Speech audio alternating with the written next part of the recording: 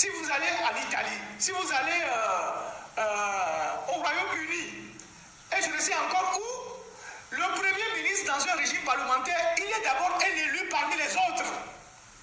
Au Togo, où on a des juristes, en Allemagne, merci, au Togo, au Canada, au Togo, où on a de grands juristes, on a fait une innovation que même les grands constitutionnalistes du monde n'ont jamais vue. C'est au Togo où le prochain Premier ministre n'est pas un élu de quartier, n'est pas un élu de village, n'est pas un élu de canton, n'est pas un élu de préfecture, n'est pas un élu régional. Il sort de nulle part et il sera porté comme président du conseil et il aura tous les pouvoirs pour gérer le pays et même dissoudre ceux qui sont élus. Vous savez, il y a une expression que j'ai détaillée la dernière fois au Vatican. C'est une expression que les juristes utilisent souvent. Au Vatican, on appelle ça de primus inter pares. Primus inter pares. Le premier parmi les pairs. Primus inter pares.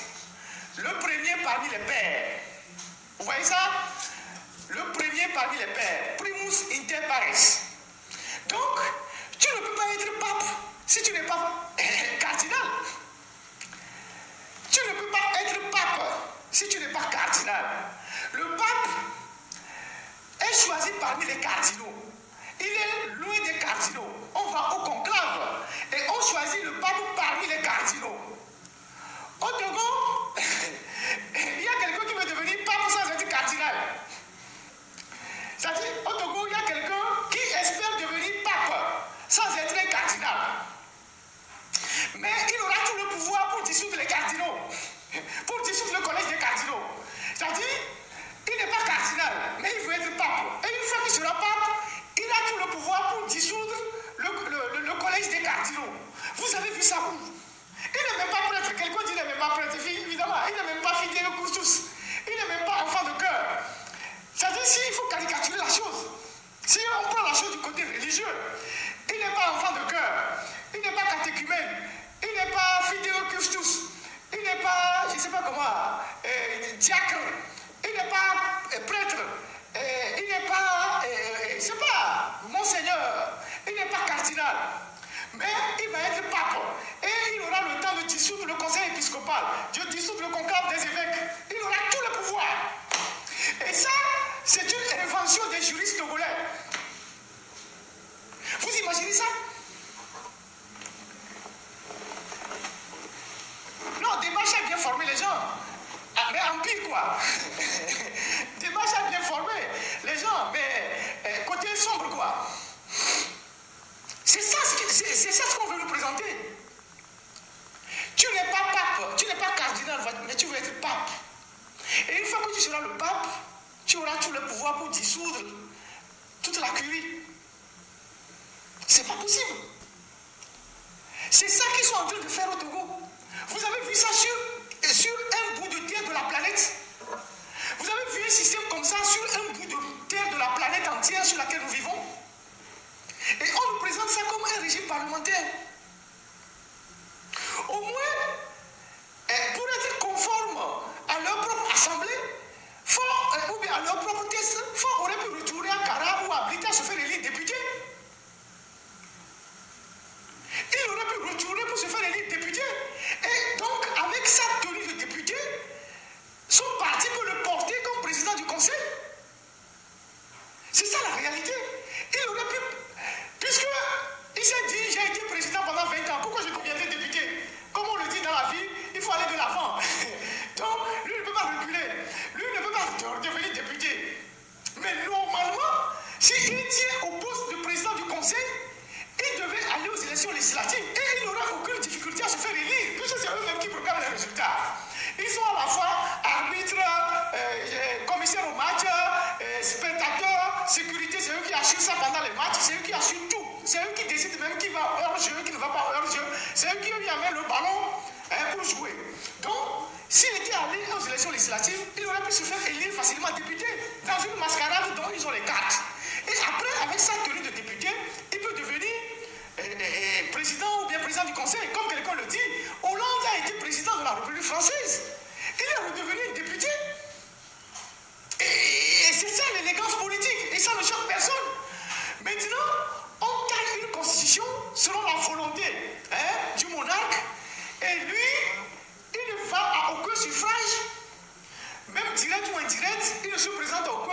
suffrage, et il deviendra le patron, il aura tout le pouvoir et il va dissoudre les gens.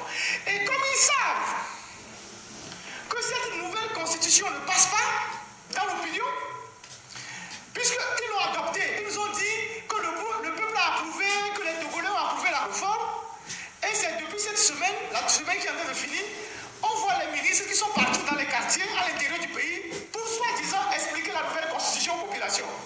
Mais attendez, ça veut dire qu'il y a un problème.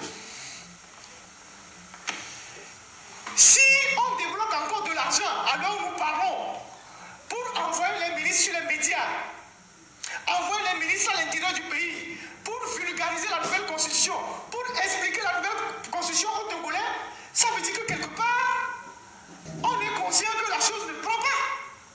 On est conscient que ça ne marche pas. On est conscient que ça ne passe pas dans l'opinion. Je ne sais pas si vous avez vu, ils ont envahi les médias. Depuis la semaine passée, ils ont appelé la plupart des rédactions pour négocier que tel ministre, telle personnalité, tel acteur de la société civile va passer sur tel média pour expliquer la nouvelle constitution de la 5e République.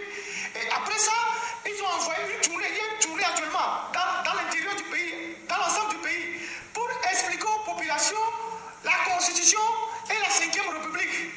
Donc, eux, ils commencent par construire la maison par le toit, non pas par la fondation. Normalement, avant d'adopter la constitution, on devait l'expliquer aux populations. On n'a pas expliqué la constitution aux populations. Une constitution d'un pays, c'est la fondation du pays. C'est la fondation du pays. Maintenant, vous n'avez pas expliqué la fondation du pays aux populations, mais vous dites que vous agissez à leur nom. Maintenant que vous avez adopté tous les documents, vous retournez vers les populations pour leur expliquer la pertinence de ce que vous avez fait. C'est-à-dire que vous faites les choses à reculons. Ça veut dire, en fait, il y a quelque chose qui ne tourne pas rond dans cette histoire. On n'est pas rassuré. Les gens ne sont pas... Les gens savent qu'ils sont en train de faire du forcing. Mais ils redoutent. Ils redoutent beaucoup de choses. Vous savez, tout pouvoir qui franchit la barre des 20 ans, il n'a plus rien à offrir aux populations. Et Yadima a commencé par avoir ses problèmes après 20 ans de pouvoir. Et Yadima a commencé par avoir ses problèmes après 20 ans de pouvoir. Avec les histoires de 86, parce qu'il est arrivé officiellement en 67. À partir de 86, il a commencé par avoir des difficultés, des problèmes, jusqu'à ce que 3 ans après 90, ça fait boum. Forêt sur la même trajectoire. Il n'a plus rien à offrir aux Togolais. Il a passé 20 ans tourné en rond. Il n'a pas pu faire aucune innovation. Même les pays dans lesquels on a fait des coups d'État, comme le Gabon, là, on a déjà vu, il y a une maquette que Oligui a présentée pour construire Libreville, une deuxième ville qui est extrêmement mince. Ce n'est même pas une maquette, ils ont jamais commencé par construire. Ils ont commencé par construire. Donc quand vous finissez de faire 20 ans au pouvoir et que vous n'avez pratiquement rien fait pendant les 20 ans, vous ne pouvez plus rien proposer aux populations. Aujourd'hui, la seule préoccupation de Faure Gnassingbé, c'est de sécuriser son pouvoir, de mourir au pouvoir. Parce qu'il ne veut rendre compte à personne. Il sait qu'il a fait beaucoup de dégâts, il sait que les gens lui en veulent, il sait qu'il a fait beaucoup de victimes, donc il a peur de l'après-pouvoir. Donc la seule chose qu'il fait aujourd'hui, c'est de mobiliser les moyens financiers pour consolider son fauteuil présidentiel. Il ne pourra plus rien faire. Je vais vous dire pourquoi il ne pourra plus rien faire. Il ne pourra plus lancer aucun projet majeur, rien du tout. Parce qu'il n'a pas réformé le système de l'intérieur, il a pris le pouvoir, malgré le sang qui a été versé, il aurait pu réformer le système de l'intérieur. Mais il a plutôt consolidé la corruption, renforcé le contrôle du pays. Donc, c'est l'impossible perestroïka. C'est pas Gorbatchev, quoi. C'est pas Gorbatchev. Ce n'est pas Gorbatchev, ce n'est pas Deng Xiaoping, je ne sais pas, tous ces gens-là, à la suite de grands leaders qui ont fait des réformes dans leur pays, comme Deng Xiaoping, ou bien comme Gorbatchev qui a réformé le système de l'intérieur. Donc aujourd'hui, il est totalement bloqué. Il est totalement bloqué. La preuve, la présidence de la République lance un projet de rénovation des routes à Lomé. C'est des petites routes de 1 km, 500 mètres, 800 mètres. Ça fait 3 ans. La présidence n'arrive pas à terminer ces projets-là. C'est les gens-là qui veulent faire l'autoroute.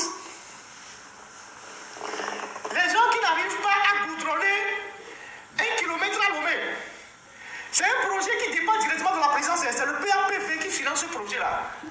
C'est un certain Ali Tagba qui est à la tête de ce projet-là. Il dépend directement de la présidence. C'est les fonds de la présidence qui financent ces projets-là. À Bénédicte Kondi, à Koresewa, les routes qui sont dans ces zones-là, 300 mètres, 400 mètres, 500 mètres. La présidence de la République n'arrive pas à terminer une rue de 300 mètres. Ça fait 3 ans, 2 ans, 3 ans que les routes sont abandonnées. C'est les gens-là qui vont construire l'autoroute. Le système est planté. Le système est bloqué. C'est planté. La seule préoccupation de Faure aujourd'hui, c'est sa sécurité. Comment il va tenir le pays pour mourir au pouvoir et échapper à la justice des hommes. Et donc, tout l'argent du pays va l'investir dans sa sécurité. Ils vont initier quelques petits projets comme je vais revenir là-dessus tout à l'heure. Les commissariats qu'ils ont inaugurés dans la poubelle d'Agualpedo, là, à la gare d'Agualpedo. Je vais revenir là-dessus tout à l'heure. C'est des choses comme ça qu'ils vont faire dans le pays. C'est des choses comme ça qu'ils vont faire dans le pays. Et ils feront aucune... Parce qu'ils n'ont plus de vision. Ils feront rien pour rattraper quoi que ce soit. Parce que c'est dans les 5 premières années ou les 10 premières années qu'on fait des réformes quand on a le pouvoir. Qu'on implémente les réformes. Et au bout de 10 ans, on a les résultats. 8 ans, 7 ans, 8 ans, on a les résultats. C'est au bout de ces premières années qu'on lance les grands chantiers. Au bout de 3 ans, 4 ans, 5 ans, on a les grands résultats. Au Togo, ce sont les ministres de Fonds Yassibé, celui qui a fait 20 ans, qui vient nous dire que la CET est gravataire. C'est leur bilan, ça. Ce sont les ministres de Fonds Yassibé qui viennent nous dire que l'ODR, qu'on nous a présenté comme une réforme majeure au Togo, n'a pas atteint les résultats espérés par le gouvernement. C'est le gouvernement qui le dit. Et donc, vous attendez quoi de ces gens-là? Terminus, tout le monde descend du train. Mais eux ne veulent pas descendre. Le train va continuer. Quel que soit là où arrive le train, si ça va heurter l'obstacle, ils s'en foutent. Ils ont fait le choix du pire. C'est ça la réalité. Et c'est ça que nous devons avoir en tête. Ils ont fait tous les programmes, ça a échoué. Togo 2000, quoi, PNTO, feuille de route, je sais pas, tout ça c'est tombé à l'eau. La PIA, tout ça c'est tombé à l'eau. Tout ça c'est avalé par la corruption. DS quoi là, comment ils appellent ça? DSRP 1, DSRP 2, SCAP, PND, feuille de route, je sais pas, feuille de goudron, Peniaza, Paza, tout ça c'est tombé à l'eau. Tout ça c'est tombé à l'eau. Parce que le système est tellement corrompu que tous ces projets, tous ces plans ont été avalés par la corruption. Parce que celui qui incarne l'impérium à la tête du pays n'est pas quelqu'un qui prend de la hauteur pour implémenter les valeurs dans le pays. Parce que lui-même, il est impliqué dans beaucoup de scandales. Les apps, les les bazars, tout ça, c'est tombé à l'eau. Rien du tout. La dernière fois, les gens qui sont à Djablé, ils ont fait des manifestations là-bas. Vous avez vu ça, les journaux ont écrit ça. Les gens dont on a arraché les terres, nous avons fait des articles là-dessus, qui sont à Djablé. Chez qui on a pris les terres pour implanter la riziculture. Le projet FAICO, on n'a même pas été capable d'indemniser les gens. Les gens ont manifesté là-bas à Djablé pour demander qu'on leur restitue leur terrain. Il y a les gens à Akoué, dont on a pris les terrains. Je ne sais pas si c'est Vector le Copé qui m'ont écrit que Ferdinand, il faut nous aider, qu'on a pris nos terrains. C'était le ministre préfet là, Awadé, quand il était ministre à Akoué là-bas. Ils ont arraché les terrains des gens. Qu'il y a des projets, zéro cocorico. Un système comme MIFA, voilà. On nous a vendu les MIFA, les agropoles MIFA avec Ricky Amadoukou. On a mis un proche de Victoire Tomega là-bas, à Gosoumonde Koussara, qui est cité dans les scandales. Il est devenu député. Tout ça c'est tombé à l'eau. Donc, un système comme ça ne fera aucun miracle. On a mis 100 milliards dans 10 ans dans FNFI. Les gens se sont partagés les sous. Les entrepreneurs aujourd'hui sont totalement à terre. Rien du tout.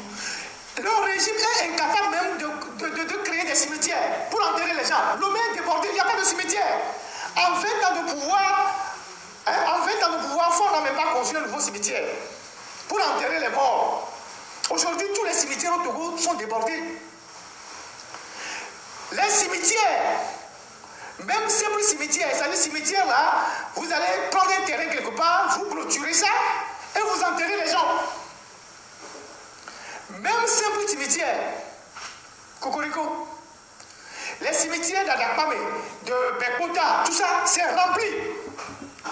Le cimetière d'Akoué, je ne sais pas, Chobo Sito, je ne sais pas quoi, ou c'est quoi Sito, ça c'est rempli. Yokoué, rempli. Il n'y a même pas de cimetière pour enterrer les gens. Et les cimetières sont sales. Qui détermine l'administration du territoire? C'est le gouvernement. C'est pour ça qu'il y a un ministre de l'administration territoriale. C'est pour ça qu'il y a un ministre de l'administration du territoire. C'est pour ça qu'il y a un ministre de la planification. Les premiers décrets qui ont institué, comment on appelle ça? Les sépultures au Togo ont été pris par le colon allemand. Vous pouvez retrouver ça dans les archives. C'est le gouverneur qui a pris les décrets pour instituer les sépultures. Comment enterrer les gens? Aujourd'hui, au Togo, il n'y a même pas de cimetière. Après 20 ans de pouvoir, on n'a même pas créé un cimetière pour enterrer les gens dignement. Les gens sont enterrés dans les saletés. C'est ça le bilan.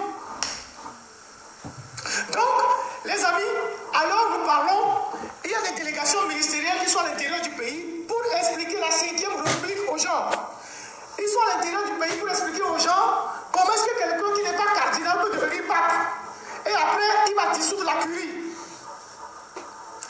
Ils sont à l'intérieur du pays pour expliquer aux gens comment quelqu'un qui n'est pas enfant de cœur, qui n'est pas diacre, qui n'est pas fidèle courtus, qui n'est pas prêtre, il peut devenir évêque, il peut devenir cardinal, il peut devenir pape. Et après, il va dissoudre la curie. Vous comprenez ça? Il n'est même pas séminariste, comme quelqu'un le dit. Hein? Vous comprenez ça? C'est le parlementarisme à la sauce togolaise. C'est le régime parlementaire sous les tropiques. En tout cas, même quand on dit sous les tropiques, on incite tous les pays qui sont sous les tropiques. Au Togo. Donc, les ministres sont à l'intérieur. Ils sont à l'intérieur. Pour expliquer aux Togolais comment est-ce que quelqu'un qui n'a aucun mandat électif, ni dans un village, ni dans un canton, ni dans un quartier, ni dans une circonscription, peut devenir Premier ministre, mais il aura tout le pouvoir pour dissoudre tous ceux qui sont élus. C'est ça le Togo. Et des gens conscients, des gens qui ont été à l'école, des gens qui ont fait des études de droit, des gens qui ont étudié des grands penseurs de droit, des gens qui enseignent le droit, sont en train de supporter ça. Sont en train de défendre ça. Mais c'est l'intelligence à l'envers. C'est l'intelligence à l'envers. Je ne sais même plus si c'est de l'intelligence, si c'est des gens qui ont vendu leur cerveau, je ne sais même plus. Je ne sais même plus. Au moins, les cerveaux dans certains régimes sont quand même cohérents, quoi. C'est des gens, c'est-à-dire, ceux qui incarnent le machiavélisme, parfois, c'est des gens qui font preuve d'un minimum d'intelligence et qui sont cohérents dans les actes qu'ils posent. Des gens ont mis dans les réfrigérateurs leur cerveau. Leur encéphalogramme est plat. Et le danger, c'est que ces gens-là, ils sont des enseignants. C'est ça qui est le danger. Les gens qui soutiennent ça, qui conçoivent ça, qui viennent défendre ça, ils sont des enseignants. C'est des gens qui transmettent le savoir. C'est des gens qui transmettent le savoir. Et je ne sais pas sur la base de quel document, quel principe, quel prétexte, je ne sais pas, quel système politique ils viennent défendre que quelqu'un qui n'a aucun mandat dans un village, dans un quartier, dans une circonscription peut devenir Premier ministre, mais aura tout le pouvoir de dissoudre ceux qui sont élus.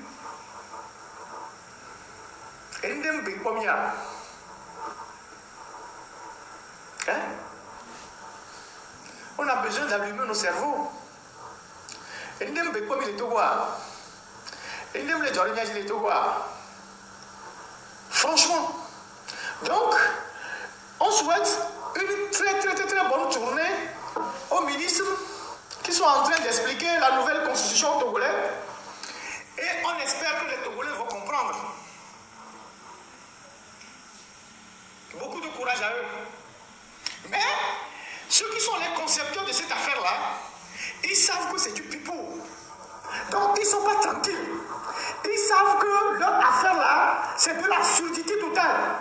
Ils ne sont pas tranquilles. Ils savent que ça va péter. Ils le savent. Et ils savent que si ça pète, personne ne viendra à leur secours. Si jamais demain matin, il y a des bouleversements majeurs au Togo, force sera lâchée par tout le monde. Il le sait.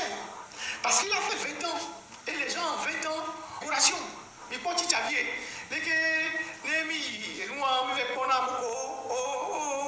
on manipule la petite vie, il fait, mais c'est ça. Il sert juste des décors. Les gens savent qu'il est limité, c'est fini. Il ne peut plus rien faire. Lui-même le sait. Lui-même le sait. Qu'en 20 ans, s'il n'a pas pu faire grand-chose, ce n'est pas en sollicitant des mandats indéfiniment qu'il fera quelque chose. À la limite, il perd le temps aux Togolais. Il perd le temps à la jeunesse. Et c'est à vous les jeunes de vous réveiller. Moi, je ne suis plus jeune, hein. Vous voyez mes cheveux là? Je ne suis plus jeune. Et quand j'étais relativement jeune, j'ai fait beaucoup, j'ai fait ma part. J'ai été de tous les combats, je le suis encore. Quand j'ai quitté le Togo, je l'ai pu dire, moi, j'ai fui, j'ai réussi à fuir le Togo. Et puis bon, je vais me mettre aussi dans l'anonymat. Je vais aller chercher